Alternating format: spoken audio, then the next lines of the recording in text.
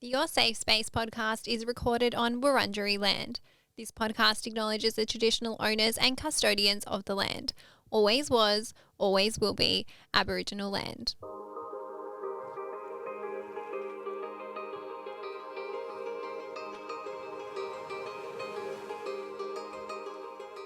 Welcome to Your Safe Space, the podcast. I'm your host, Adele Marie, and this podcast is here for you. It is a safe space for us to catch up each week to discuss anything and everything. And on today's show, we are bringing you another Ask Me Anything on air. Guys, thank you so much for coming back and joining me. This episode will be dropping in your ears a few days before New Year's Eve. So I just wanted to pop a note in here to say, firstly, it's okay if you don't have any plans. I'm pretty sure I haven't had New Year's plans maybe for the last 2 or 3 years. Yeah, I probably will be at home, maybe watching the local fireworks that the locals put on, which I think is illegal. But I will probably be in bed by like 12:05, right? I don't have any plans. It's okay if you didn't get invited anywhere. It's okay if you aren't doing anything. It's totally fine. It's just another day. I know that there's a lot of hype around New Year's Eve and it can feel very isolating if you're not doing anything. It's totally fine. We can spend it at home together. I might do a TikTok live like I did last year. So yeah, I just wanted to say it's another day. Just keep that in mind. Obviously, I also want to say Happy New Year's to you guys. I hope that you've had a good 2022 and I hope that you have a safe entry into 2023. Be safe this weekend or on New Year's Eve. Whatever it is that you're doing. If you do have plans, especially if you do have plans, please be safe on the roads. Please be safe, especially if you're out partying and drinking. Don't do anything silly. I want you all happy and healthy heading into 2023. And I will say, if you enjoy any kind of end of year prompts, journaling, things like that, go back and check out episode number 21. It's the end of the 2022 era because that has some more stuff in there about heading into the new year. This episode though is our light and fluffy one. It is a rapid fire AMA. And as always, I have to preface the conversation by saying this podcast is not a substitute for professional mental health support. So if you do need professional mental health support, please check the show notes or chat to your GP. We are going to jump right into the show, guys. I'm bringing you best friend, big sister, mentor energy today. And if you're watching, you're probably like, wait, you have had the same outfit on 5 times in a row. Well, guys, I've told you I'm pre-recording these episodes the week before the studio closes. And so this is a pre-recorded one and I'll be back in your ears with fresh episodes from January 9th. So just keep that in mind. But we're going to dive straight in. So question 1, I have started applying for new jobs. Do you have any job interview tips? I absolutely do. Firstly, congratulations. Applying for jobs can be so stress-inducing and can be really scary and overwhelming, but it can also be a lot of fun. And I'm really proud of you for entering into that chapter and entering into that next step, especially if you've been wanting to leave your current role. I also feel like I can give good advice here because I've been on both ends of this. I've been through many job interviews myself, but I've also interviewed many people. And some of you might remember when I had quit my full-time job recently, my boss at the time was getting me to do a lot of job interviews and hiring of new staff. And so I feel like I've sat through enough interviews to know a good one from a bad one.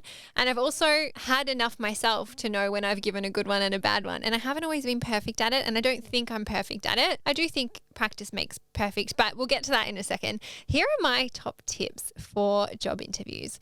Number 1 is nailing the basics. These go so far, and I feel like some people might be too nervous on the day that they let these little things slip, but I'm talking about arriving on time. Maybe it's even arriving a little bit earlier as well. That doesn't go astray. That won't go astray. That's not going to harm anyone if you rock up a little bit earlier. I also really recommend knowing who is interviewing you, doing a bit of research on them. Chances are they may have LinkedIn. Chances are they've probably emailed you. You've got their name there. Do a little bit of stalking. Know the company as well. So look up the company, look up their values, look up their about them. Most companies these days have a website. There should be enough information out there that you're able to generate some kind of info that you can then go into your interview equipped and with that knowledge and on the front foot. I mentioned before, practice. I suggest this so often and I did this so much and I feel like that's what made me better at giving an interview because it is so important to make sure that you are practicing answering questions out loud, whether it's to yourself in the mirror or one thing that I used to do, and you guys are probably going to laugh at this, but it makes sense that I'm now a content creator. I used to put my phone Sorry, I was just scratching my eye. I used to put my phone there and I would video myself and I would answer the questions. I would talk to myself and I would say, what is it about this job that made you apply? And I would give the answer. And then I would watch the video back and I would see how I would be perceived by the interviewer. Maybe it's a bit psychotic. It worked, because I feel like it made me a much more confident interviewee. But making sure that you practice, maybe you even want to practice to your partner, to your friend, to your siblings, to your parents. That might make you nervous too, but good. Sit in the nerves, sit in that energy, practice answering the questions. I then recommend looking up common interview questions, and I recommend going back and looking at the job ad. Because in the job ad, a lot of the time they'll have objectives or they'll have some guidance there for you that you'll be able to see, hey, I can work backwards from this. They're asking me, do I have experience in these areas? Can I come up with some examples and questions that I would ask myself in these areas? So if you can't find the questions, make them yourself. Have examples for your answers too. That's my other tip. I feel like, is that in this one? Yeah, I wrote it down. I was like, as if I forgot that. But sorry guys, there's something in my eye. 1 second. Oh, sorry about that. You know when you have like an eyelash flicking in? Anyway, we're good. We're here. We're done. So having an example for every answer is so important, because I noticed this as well, especially with the round of people that I interviewed. There were some people who could answer the question, and amazing if you can answer the question, you already get a tick. But the answers that stood out to me were the ones where they could back it up with an example, where they could show that, yes, I've answered the question. I'm also demonstrating the skills, the capability, and the experience because I did it this way this time. Being prepared and practicing those answers, practicing those examples, write them down if you have to. And on that, I also recommend writing down some questions that you can ask the interviewer, because you definitely stand out if you're asking them questions. And again, through people that I interviewed, some of the best interviewees flipped the interview on its head, and it was almost like they were interviewing me or interviewing my boss and I. And so I personally like to ask questions about the workplace culture and about career progression and about how my boss would measure my success, or how my boss would tell me that I wasn't meeting my targets or that I wasn't meeting my standards. I was more interested in that, and obviously that was very applicable to a corporate job. It depends on what the role is, but you can figure out what questions you can ask them. You can also Google is your best friend. There's also lots of stuff on YouTube as well. You want to make sure that the question fits the role, okay? So don't just steal my question if it is not relevant, right? And then the next tip is presentation is everything. And so I'm talking about making sure that you're dressed appropriately, whether it's in person or on Zoom, making sure that you look ready for the interview, making sure that when you meet the person, especially in person, you give them a firm handshake, making sure that your posture, your body language is also strong and confident. I'm also talking about talking as well. Talking clearly, talking slowly, talking confidently. First impressions are so important. And I'll give you an example, right? First impressions are important. First impressions are so important. Which one sounded better? You want to talk with some oomph to you. Talk clearly, slowly, and confidently. And my last tip is obviously remember that, of course, you may want this job. Of course, you may be applying for it. Of course, it may be your dream job. But you need to make sure that this job is a good fit for you. And I see this quite a lot. And I even think I looked at some jobs like that where I held the job on such a pedestal. But you need to know that this job, that this employer is the right fit for you. You need to know that with the questions that you've asked, that you are confident to actually work at this place. So I really like that, to shift the mindset from thinking, oh, I'm being interviewed, to, hey, I'm interviewing them too. The interview process is a two-way street, and I feel like my mindset to it and the way that I approached it really shifted when I looked at it like that. And so I feel like if you can look at it like that, that can also take away some of the nerves as well. But I will say good luck again. I wish you all the best. I hope that you find a new job that you enjoy or that is more suited to your values, and I can't wait to hear about it. Come and share in the Facebook group when you get that job, all right? And then question number 2. This one is a juicy one. How to stop myself catching feelings so fast. I struggle a lot with this. Guys, same. I used to be a big culprit of doing this. I used to be really bad, actually. I used to struggle. I used to fall head over heels instantly, and probably a bit of self-awareness here, but I feel like I've maybe swung too far the other way now. where now I'm like, it really takes me a lot to like let my guard down and let someone in and fall for somebody. Either way, I'm obviously going to give you some guidance because I feel like I used to think that like falling fast wasn't a bad thing. And sometimes I'm going to say, when you know, I know there are people out there in a relationship that are like, I knew straight away, and I'm so happy for you, but I'm going to say that that's probably not always the rule. That's probably the exception to the rule. And I think in my own experience, and obviously that's one thing about these episodes, it's only me talking to myself, so it's harder for me to give you that discourse of differing opinions. But for me, when I've fallen fast, it's put me in a bad position because then I've been hurt, or I've then built someone up, put them on a pedestal, and it's hurt more, it's hurt deeper. And I didn't really know it then, but healthy relationships take time. Healthy relationships are a slow burn. It takes stages to grow and trust each other and build that intimacy and build that connection with the person. And I fully appreciate that now. I don't think I did. I think I was maybe a bit naive in my earlier years when I was dating, but I'm going to give you some tips. And I think these are handy if you are someone who can identify with this question or who resonates with it. My first tip is to take it slow. And this goes for everything. The amount of contact that you have, the number of dates that you have, and I'm also talking about physical intimacy or sex. The reason I say this, I'm just talking generally, spacing out the dates, also not texting them 24/7.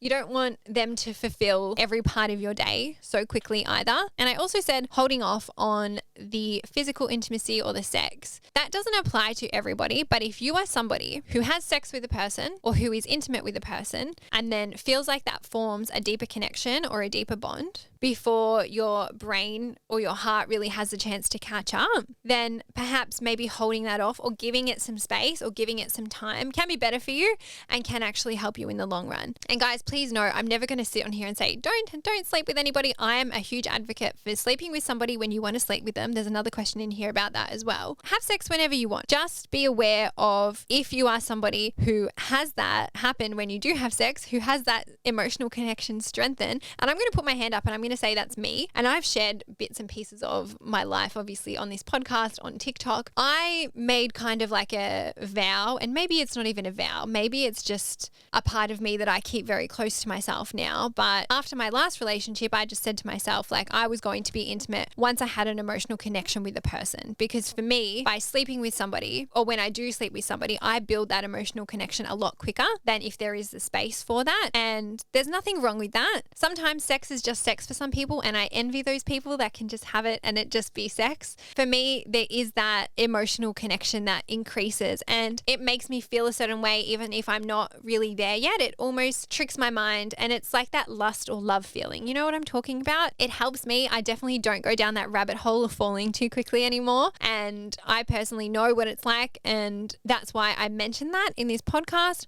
Obviously, do what feels right for you. Have sex when you want to have sex, but putting that space in between you both to give you and the other person a chance to get to know each other. And as I said, the same goes for the number of dates. Don't book 2 dates a week. Maybe just go on one date one week, the next date the week after. Don't be texting all day. Have the time to really get to know them. And that goes into tip number 2, which is staying present. Don't let yourself put on rose-colored glasses or put this person on a pedestal. Stay in the moment. This is why I'm a huge fan of journaling. I'm a huge fan of journaling before the date, after the date, and I like to really ask myself these questions. How well do I really know them? You might spend 40 minutes on a date with them or an hour on a date with them. How well do you really know them after that? How do you know that they're so amazing? Sure, write down the good things, but maybe write down the things that aren't so good, that maybe gave you a bit of the ick, or maybe made you question a little bit about it. Instead of also thinking, do they like me? I want you to think, do I like them? Because I used to be obsessed with guys and thinking, and my focus would be, oh, I hope that they like me, without me ever really thinking, wait a minute, do I actually like them? Do I actually like them? And I would say sometimes in your mind you can get carried away. That is normal, that is common, that is something I used to do, but your journal can't do that. Your journal is very logical. Your journal is a safe space for you to let all of that stuff out, and your journal is a way for you to stay present in the moment without getting carried away and going down that rabbit hole as I spoke about. And then my last tip is to focus on you while dating. Have your own hobbies. have your own interests, have things to do, see your friends, go on other dates. Do not put all your eggs in one basket. And I think I've given this analogy or metaphor, I don't know which one it is before, but your life is like a book. And in the chapters, in the pages, we've got many different things. We've got our friends, we've got our family, maybe we've got our partner, maybe we've got our job, maybe we've got our pets, we've got travel, we've got hobbies, we've got things we do for fun. You don't want all the pages of your book to be the person that you're dating. You want the pages of your book to have variety. You want the pages of your book to be able to be flipped and be changed. And the reason I say that is because you really don't want to go down that path of letting somebody have all the pages in your book, because what happens if that person leaves one day? What happens if that person hurts you? Having a good sense of self, having a good sense of identity and practicing that, especially in the early stages of dating, can also help you stop falling so fast. But I'm going to say good luck to this listener. I hope that you are able to date and take it slow and do what you need to keep it slow. And I hope that you find your person and it moves at a healthy pace when you're ready. All right, question number 3.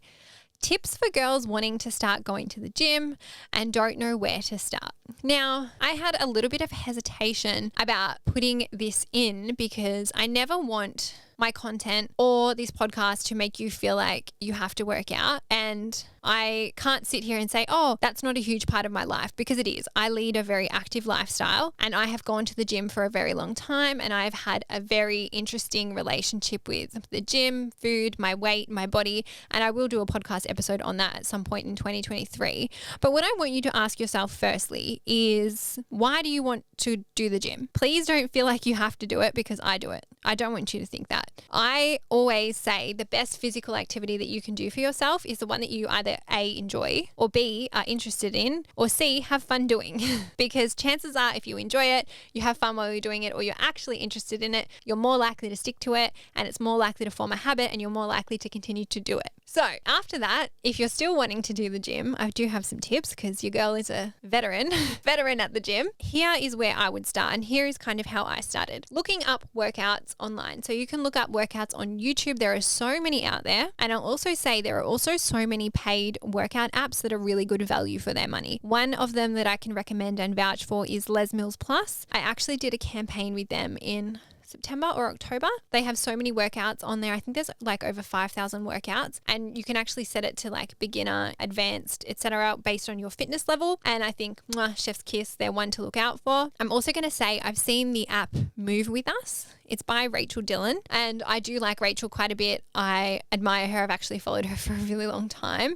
And if I was ever to leave my coach, and I'll talk about that in a second, I would probably go on the Move With Us app or the Les Mills Plus app, because I feel like both of them, and I haven't checked out Move With Us, but one of my friends is on it. I feel like both of them are good value for their money and provide you with that support and that starting foundation, especially if you are a beginner in the gym. The next tip is to get a PT, a trainer, or an online coach. Now, I have had my fair share of PTs. I think I've had 3 or 4 PTs. At the moment, I have a strength and conditioning coach. His name is Danny. Shout out to him. You can find him on Instagram. His is at Strengthology. And Danny is a powerlifting coach who I actually met when I lived in Sydney. He's been coaching me for quite some time. He does my program. I go to the gym, I fill it out, I send him videos. That's how it works. I pay him for that weekly. And to be honest, that just holds me accountable. I know what I'm doing in the gym, so I don't need that one-on-one time. But if you are new to the gym, booking in that one-on-one time, maybe one session a week, could help you teach you the basics so that then you can go on and do the workout without them there with you all the time.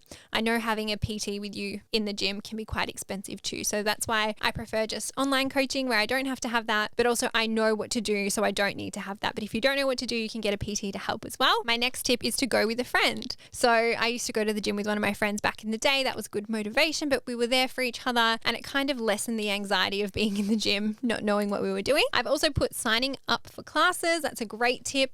They're guided. They will teach you how to move and how to do the things. And then I also put going at non-peak times. Trust me, I am a morning person, but I would never be caught dead in the gym after 2 p.m. Everyone finishes work, everyone finishes school. It's so packed. That's too overwhelming for me. And so I opt to not go at that time. And that's why I go at non-peak time in the morning. And some gyms also have separate workout areas as well. So you could train there if that was something that you preferred. And lastly, I'll just leave you with this. It is always really scary starting something new. But if you have a genuine interest in it and you really want to try it, It's okay to suck at something new. It's okay to suck at it. I promise nobody in the gym is looking at you, judging you. I've trained at many gyms in my lifetime and I've never really had anyone staring at me or make me feel uncomfortable. 9 times out of 10, it's me being paranoid, thinking, oh my God, are they thinking about me? I promise you, everyone in the gym is doing that about themselves and more worried about their own form, about their own exercises than what they are about you. But good luck on your gym journey. I started my gym journey when I was 22, 21, and I'm 29 now. So it's been a long one and it's something that I genuinely enjoy. And that's why I always say, find the activity that you enjoy because you're more likely to stick to it. It doesn't have to be the gym. It could be literally anything else: running, Pilates, yoga, bouldering, I don't know, walking even. It doesn't have to be the gym if you don't want it to be, but good luck. All right. And then tip number 4, ending on a juicy one. I went too far physically with a guy that I like, and in brackets, second date. I think I have given him the wrong idea. This actually goes back to an older AMA question, I think in the first episode, about wrong person, right time. If it is the right person, then there is no wrong time to sleep with them. No wrong time. You could sleep with them on the first date and it would be fine. You could sleep with them on the 5th date and it would still be fine. This question for me, the first thing I thought was like, oh shit, consent, because you've said here, went too far physically with a guy I like. The fact that you've written went too far. Are you saying too far because you didn't really want to do that? That worries me a little bit because I just want you to know, you and whoever else is listening, you can change your consent at any point. If you don't want things to advance in the bedroom, you can change your consent at any point. At any point. I don't ever want you to feel pressure into doing something, especially if you don't want to do it. So just a reminder there. I also, on the other hand, understand that sometimes you're in the heat of the moment and sometimes you really want to do it. I get it. What I will say is, if you feel bothered by this, if you genuinely feel bothered by the situation and it wasn't a consent thing, maybe there may be a conflict of your values at play, which I think is interesting, because if it doesn't feel good to you, maybe you went against your values, or maybe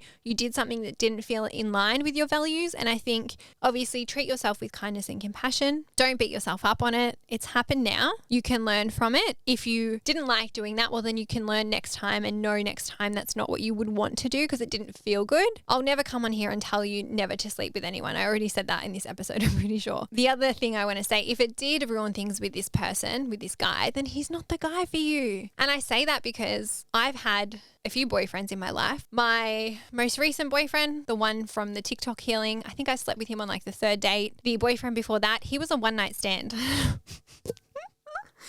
That wasn't meant to last. That wasn't meant to be a relationship. Slept with him the first night I met him. Same as the boyfriend that I had before I moved to Sydney. One night stand. Wasn't meant to be anything more than that. But again, I was obviously destined to be in a relationship with these people. If it's the right person, then there's no wrong time for it. And I know plenty of people that I know that are either married to their one night stand or that slept with someone on the first date and they've gone on and are in a happy, secure relationship. Like, I don't think sleeping with people early on really does anything unless it's the wrong person. And in that case, I'd say, well, fuck, it's a blessing. Better to know now that this isn't the right person. And I think it's just a really important reminder to do things that are in line with your values, know your consent at all times, and know that if people are going to treat you differently after you sleep with them, they're not the right person for you. And I know that that can hurt, and I know that you might want to make that about you, but it's important to not make that about you, because you sleeping with him didn't ruin your chances. He obviously just didn't want anything serious, and it was just a coincidence that maybe, and look, you may not have even slept with him. Sorry. I'm assuming that by I went too far physically, maybe it was sex, but it could have just even been a kiss. Anyway, I want to wrap this question by saying, know what you want to do, know your consent. Don't feel bad about this. I'm sorry that this has happened to you, and I'm sorry that you might feel bad. I don't think you could have given him the wrong idea. You're an adult. If you wanted to do it and you did it, it's done. If he's acted differently, let the trash take itself out. That's what I'm going to wrap on. But guys, this episode will be out before New Year's. Happy New Year. So proud, I just need to say this, of you all for getting through 2022. So proud. And I'm thankful, so incredibly thankful for your support this year. I say it all the time, but I am a one-woman show with the support of thousands of you behind me, because I definitely could not have done this without you. I definitely could not have run this podcast without your support, without the downloads, without your feedback, without having you in my corner. So thank you from the bottom of my heart. You guys are fucking amazing. So grateful for you. And I can't wait for us to take on 2023. Have a beautiful New Year's, guys. Be safe. look after each other if you're going out, look after your friends. Make sure as well, just a reminder, obviously we're done with Christmas, but maybe just checking in on your single friends or people that you know may have had a hard year this year. Just let them know you're thinking of them and that you're proud of them for getting through the year. I love you guys. I will see you on January 9th for more live episodes. There's heaps of pre-recorded content coming out between now and then though. All right. I love you so much. I will see you soon. Oh wait, I forgot the most important part. Leave me a review on Spotify. Leave me a rating on Spotify. Leave me a review on Apple. Come join us in the Facebook group. Come join us in the podcast Instagram. Just come join us everywhere. All right. I love you guys. I'm going to go. Bye.